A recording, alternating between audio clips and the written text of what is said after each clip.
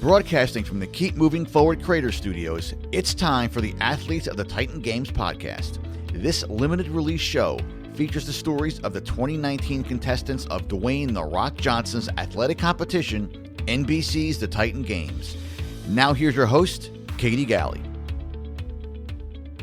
Hi, everyone, and welcome to the Athletes of the Titan Games podcast. I'm your host, Katie Galley. In the Keep Moving Forward Creator Studio with me today, I have Titan Games athlete and nurse practitioner, Alma Dwumfour. How are you doing, Alma? Hi, I'm doing good. How are you? I am doing great. Thanks so much for taking the time to share your story with us. So to get the ball rolling, I just have, I'll kick off with this question. Where did you grow up, and how, if at all, was your childhood shaped by athletics? So I grew up in Shrewsbury, Massachusetts, and ever since I was younger, I've always done anything athletic. I did lacrosse, and then I got really into running, and I did track throughout high school, was a captain of both indoor and outdoor track, and I absolutely loved running and sprinting, and I did long jump. So I was very involved in athletics in high school. So did you have, that's amazing. Track is such a great sport. It's a great foundational sport and can carry you in so many different directions. Did you have aspirations to go on and compete collegiately, or did you want your athletic career to end after high school? I felt like in high school, I identified myself a lot with track. Yeah. And I definitely could have had opportunities doing it on a collegiate level, but I wanted to find my own identity outside of athletics, which I regret now to this day. But I think it steered me into different directions because I ended up just being completely involved in the gym and running and kind of just finding my own way of training to kind of make me happy. Yeah. And but that's a great point though, because if you're an athlete your whole life, whether you ended middle school or high school, whatever level it is, it's true. Your identity gets so wrapped up in it. And it's, if it's something, regardless of whatever you do your whole life, your identity seems to be rooted in that. So you took control and you took the reins and you said, okay, well, I want to see, where else I can go. And so you wanted to pursue other paths. So then after you decided to not continue with track, what did you decide to do next? How did it lead you on the path to eventually become a nurse practitioner? So since I didn't do athletics in college, I met my now husband, and we completely just involved ourselves into education. So I studied, and I realized I wanted to be, I ended up getting my bachelor's in public health, thinking I wanted to be an epidemiologist. And then I continued on with nursing and then my nurse practitioner degree. And since I was always constantly in school and working full time to try to support school, my only stress reliever was going to the gym. So I found that me going to the gym every day and training, and even though I wasn't competing against somebody else, I was competing against myself, and it felt like my only sense of control, I would say, because everything around me, I was so hectic with school and trying to work full time and trying to afford school loans, but the gym was somewhere I could absolutely just breathe and totally control. Yeah. That makes sense, trying to find that release when you're living such a hectic life and being pulled in so many different directions, trying to find kind of that reprieve in a space where you can have that peace. And so knowing, how intensive that journey was going to be and on the pursuit to become a nurse practitioner and beyond, what made you decide to go into the health profession in the first place? Both my older sisters, they're both nurses. Okay. And my mom was a CNA. So I just always grew up around nursing and the medical field. And I tried to steer away from it for a little bit. And I thought, you know what, let me do public health. Let me do research. Let me go into epidemiology. And then I found that I wanted to be a lot more hands-on with people and be right at the bedside and be one-on-one to incorporate change with somebody. So then I went back for nursing. Wow. That's incredible. And I love you wanted to incorporate change with someone. And so do you have then maybe a story that stands out to you of a patient that you worked with that really kind of hits home and reminds you, something you go back to reminds you of why you continue to do what you do? Oh, wow. Well, gosh, I feel like every day, Yeah. in nursing, it's, and type of specialty that I do. I'm a nurse practitioner now, but I still work in the ICU as a per diem nurse, and it's every single day, no matter if you're running around, you don't eat, you're not able to pee, you're starving, but none of that matters because you have somebody who just came in from maybe a traumatic car accident. They're 20 years old and now they can't move their legs anymore. So everything with you just kind of goes out the window, and you realize that you're there for a reason, and be at the bedside with them and hopefully just help them in any way possible to see some sort of light at the end of the tunnel. Because when they come to me, they're having the worst day of their lives. So you kind of every day, every time I leave my shift, I'm just very thankful for my own life, for my family's life. And you just have a different aspect on just moving forward and with your own life. So I think that's why I always said I've always been healthy. I've always been very, very blessed. So I've always wanted to take advantage of that with myself and see what I can do and help people who can. Wow. That's so incredible. It's really all my patients. Yeah. I have a connection with all my patients. I remember to this day, there's everyone that touches me a little bit and has like a little piece of my heart, all of them. So it's hard to really say one, because it's like every time I go into the ICU, there's just somebody else that kind of clings right onto me. Man, I mean, that really, the gravity of that. I mean, knowing that every day when that person comes to see you, they're having the worst day of their life, and you knowing that, and so entering into that mindset. And so how did you, I mean, doing that every day, being an ICU nurse, and the path that you've taken, how did you begin to mentally prepare yourself for walking into those situations? Did you draw on your own life experiences? Just how were you able to really develop that mindset and bring it with you every day when you walk into work? Wow. Really it's just as soon as you step through those doors, it's like everything about yourself or any sort of stress that I have, it just has to be left at the door, and you have to just fully just put yourself out there to somebody else. That's why always the gym, no matter, I work 12, 14, 16-hour shifts, but I will always make it to the gym because it's my only way to kind of just keep me mentally clear from everything else that I do throughout the day. And it's like my me time at the end of the day. So by doing that and just getting a sense of control on my own self and something I can kind of make myself happy with and have a stress reliever, then I feel like I'll be able to fully give myself throughout the day for somebody else.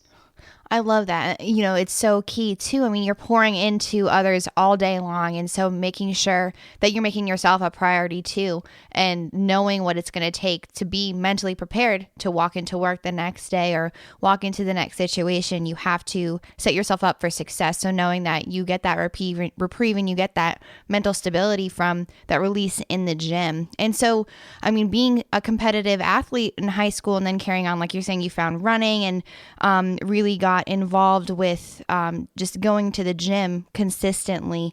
Did you try and become a competitor in any capacity, or is it really just the going to the gym and finding that balance of that work life?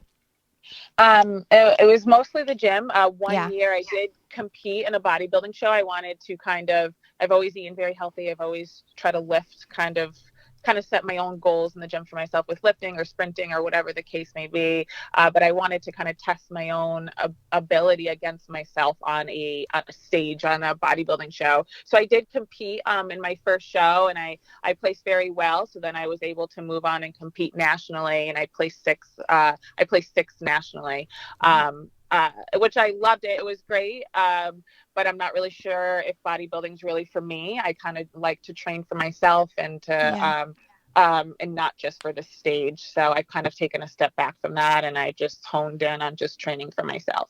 Yeah, and that makes total sense. Wanting to be more holistically in shape rather than training for one specific purpose. You're training for the betterment of you, whatever that looks like. And so whether it's getting involved in another competition or if it's just grinding it out every single day at the gym, at whatever program that you wanna accomplish, that's what it's going to take. And so how then did you find out about the Titan Games, and how did you eventually become a contestant on the show?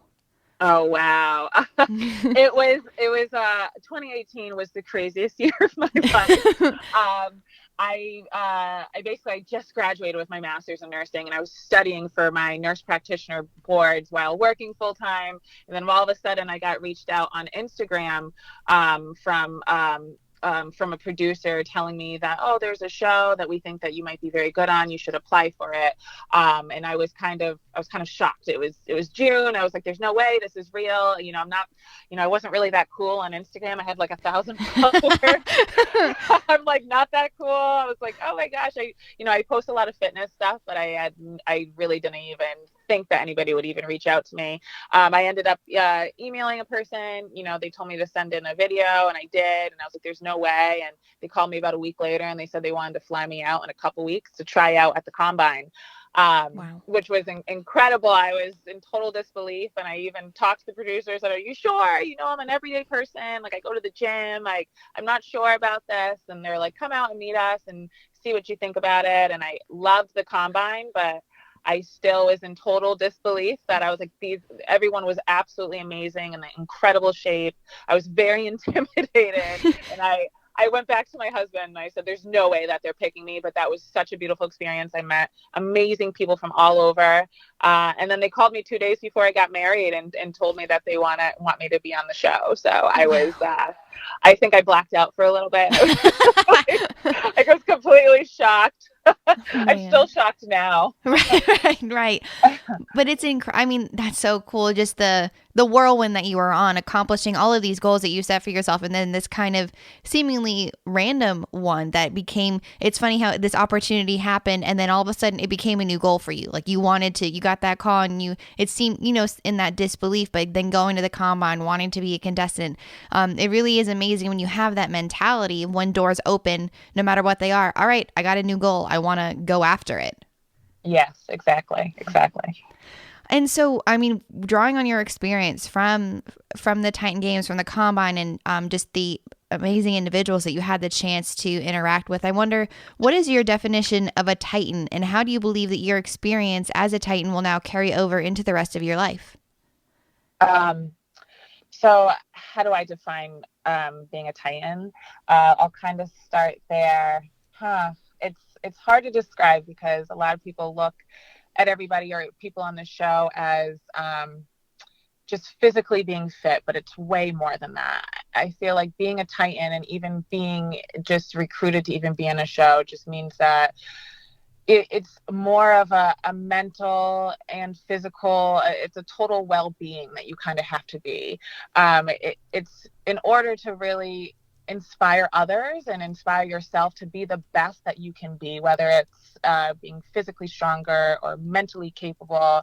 It's really being your best capable self, I believe, as far as being a Titan.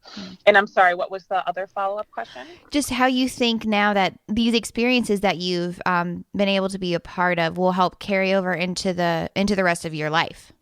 Oh, wow. Wow, it was definitely, I tell everybody that I meet, it was the most beautiful, life-changing, inspiring experience I've ever had.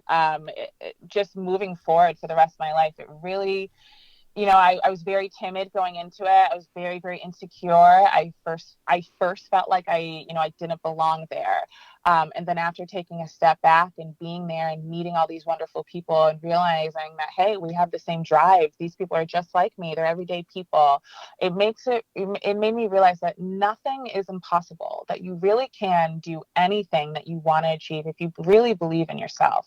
And it made me, I say that a lot to others, but it almost solidifies that within myself to believe that I've accomplished all this, at 27 because I believed in myself. So if I truly believe that I can do anything, I can. I met The Rock. Who would have ever thought that a girl from Connecticut could ever meet a guy like The Rock? It's totally incredible. So it really, life is really an amazing thing. And if you just really believe in yourself, take a step back and truly passionately believe that you can do something, you can absolutely do it.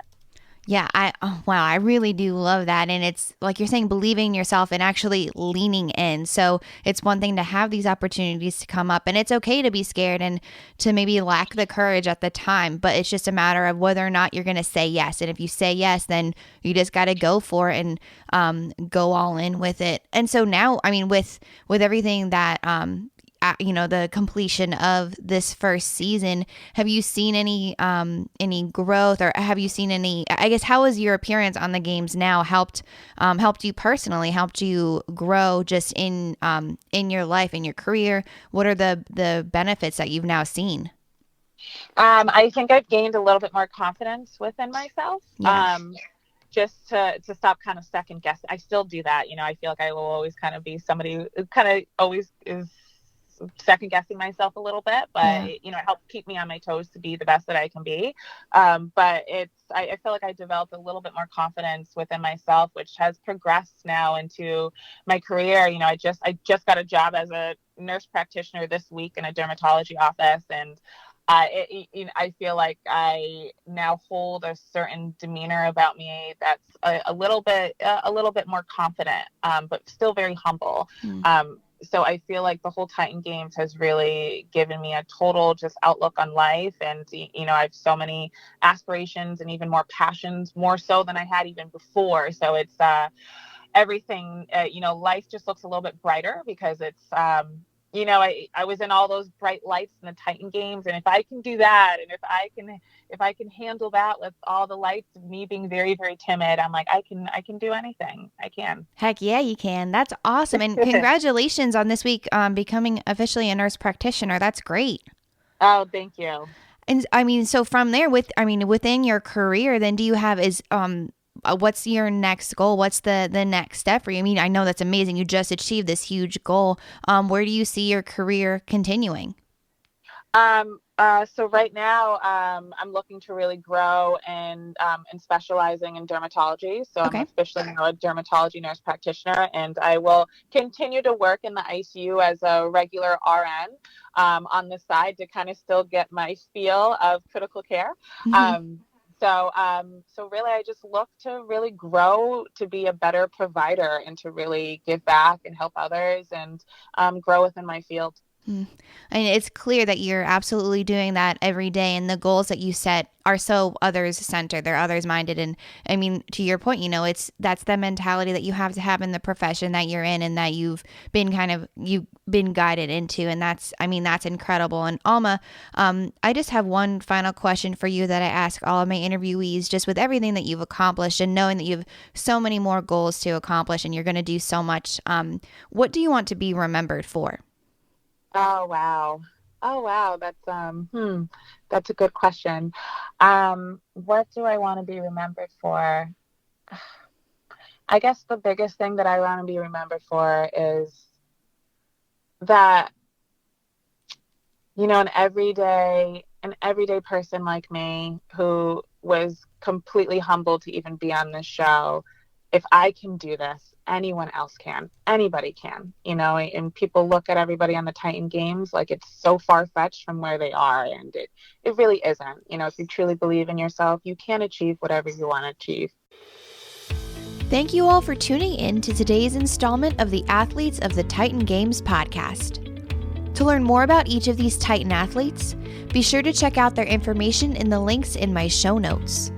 Furthermore, to stay up to date on all things coming out of the Keep Moving Forward Creators Studio, be sure to subscribe to the Keep Moving Forward podcast iTunes channel and follow along on social media, also available in the show notes.